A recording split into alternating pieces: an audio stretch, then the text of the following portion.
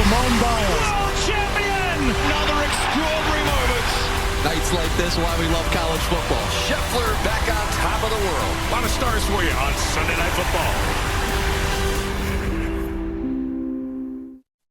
Welcome to Football Night in America on Thanksgiving night, presented by Walmart.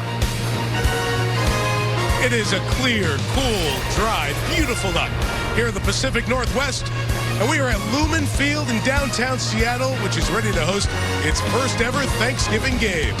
Happy 12sgiving, if you will. The 12s, the legendary loud Seahawks fans.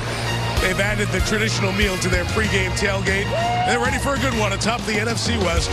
Brock Purdy and the 7-3 division-leading San Francisco 49ers facing six-time All-Pro linebacker Bobby Wagner and the 6-4 Seattle Seahawks. It's a special edition of NBC's Sunday Night Football here on Thanksgiving night. A part of the John Madden Thanksgiving celebration. We have a seat at our table for you for the final course of the day here from Seattle.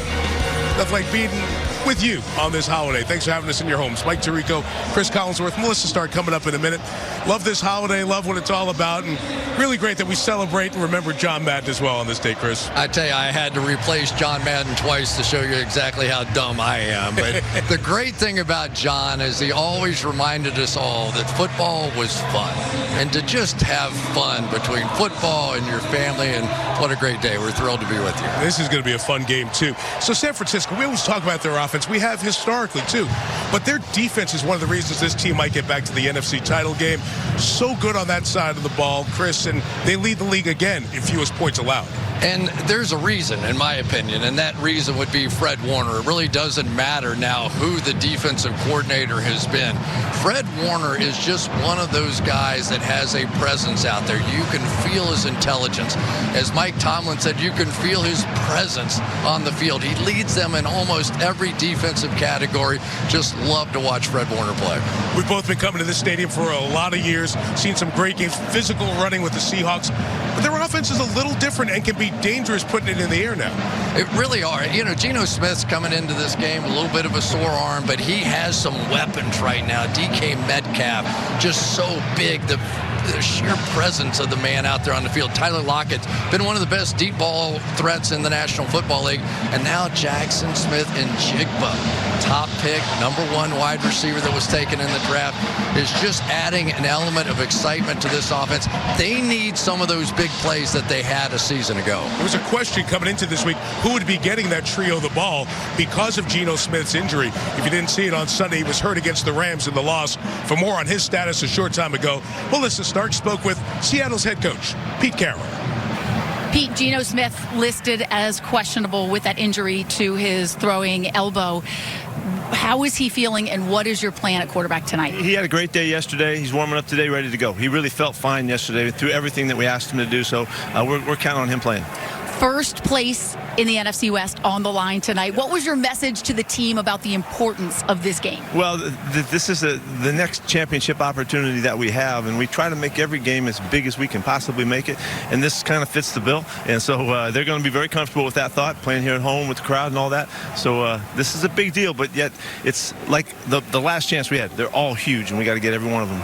Speaking of the crowd, this is your 50th year coaching, but your first time hosting a Thanksgiving game. What are you most thankful for on this day? Well, this time of year, you know, when Thanksgiving comes around, it reminds everyone about gratitude. It reminds everyone about loving their family and taking care of one another and calling out.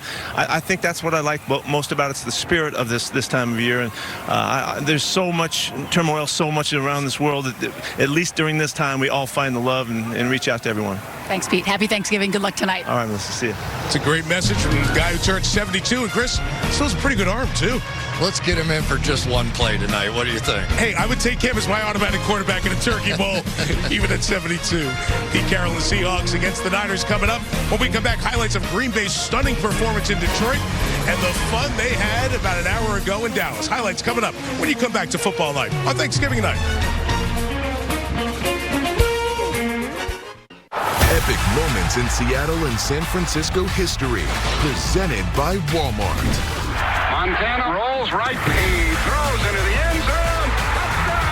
Marshawn Lynch still on his feet. He's dancing his way to the touchdown. Fires near side. Going for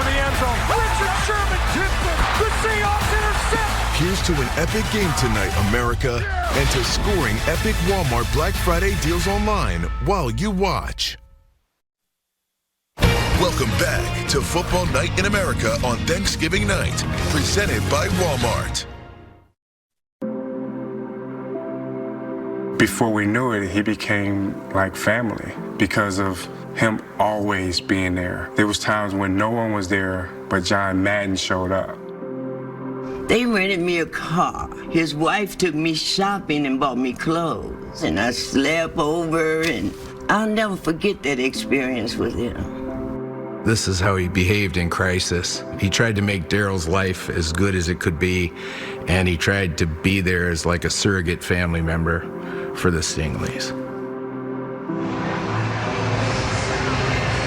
Stay with us through halftime. We'll have the powerful and moving story of two football families, the Maddens and the Stingleys, forever connected after Daryl's life-changing injury. John Madden spent a lot of Thanksgivings in Detroit and Dallas. Let's go to Detroit first. The Packers there. Team score in the first three drives, and then Jared Goff. Rashawn Gary hits his arm, and that's a live ball. And Jonathan Owens, who's married to Simone Biles, has his gold medal moment. Takes it in for a touchdown. What a day for Gary. One of his 3 sacks on the day. Remember, he tore his ACL in Detroit last year. Owens and the Pack up big. Second half, Lions down 17. Opening drive, their best of the day. David Montgomery, some of his 71 yards. Detroit creeping back in it as Montgomery got the 2-point conversion. But the Lions, Goff wasn't sharp. Off here to Amon-Ra St. Brown. You know Dan Campbell, he likes to gamble and go for it on 4th down. He did it 5 times today. They only connected on 1 of those, including this stop by Green Bay of a fake punt. It left Green Bay a short field, and they capitalized. It was a terrific day for Love and Watson in the air. Jordan Love, 268 passing yards, 3 touchdowns. This one to Watson, his best day of the season. Packers go to Detroit and beat the now 8-3 Lions. The Cowboys and the Commanders, they've been so good at home. Dallas this year, and they continued on this day. Second quarter, Dak Prescott to Brandon Cooks up top, wide open in the Commanders secondary. Dallas up 20-10 at the break. And the second half was a highlight feast for the Cowboys. Up 23-10, Dak to CeeDee Lamb. He connected with 10 different pass catchers on the day. Dallas up 31-10. Another one of those pass catchers. Cavante Turpin, remember last Thanksgiving, all the tight ends went into the Salvation Army bucket? Well, they had something up their sleeves, or in their bucket, if you will. Turpin in, everybody in. What's at the bottom? Turkey legs. What a celebration. And then on top of that, NFL history, Deron Bland comes up with his 5th pick six. Chris, what a run to finish it, too. Unbelievable. We were sitting here in the booth literally cheering for him to break a tackle and set that NFL record. What a play. Dan Quinn, the defensive coordinator, loved it. Cowboys scored the last 31. So in the playoff picture, they're at 8-3. San Francisco can join Detroit and Dallas at 8-3. Seattle sitting at 6-4.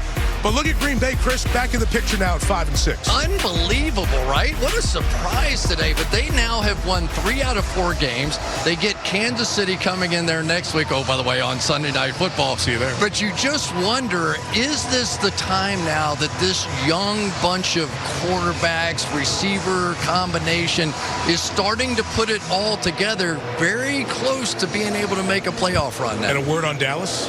I think the Dallas Cowboys are really hitting on all cylinders right now. I mean, they really are. They're playing fantastic football, but they really haven't been able to beat one of those top caliber teams yet, and we're going to find out over the next month about them. Seattle goes to visit them next Thursday night. This Thursday night, Seattle's got San Francisco in town. The Boombox and Debo and Trent Williams are ready to roll. Got the 49ers and the Seahawks coming up for you on Thanksgiving night in just a moment.